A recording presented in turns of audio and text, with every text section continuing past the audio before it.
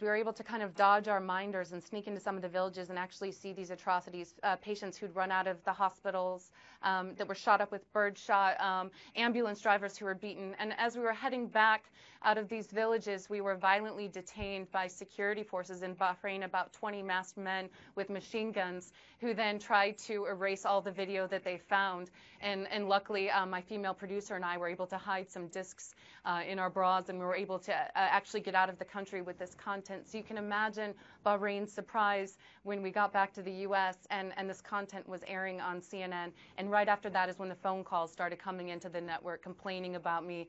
Bahrain is paying CNN to create content that shows Bahrain in a favorable light, even though CNN says this content, is editorially independent. It doesn't see, Bahrain can't affect that. Well, we've seen that with this documentary not airing, and also with the constant struggle I had at CNN to get Bahrain coverage, accurate Bahrain coverage of the human rights abuses on air while I was there. What CNN is doing is they're essentially creating what some people have termed infomercials for dictators.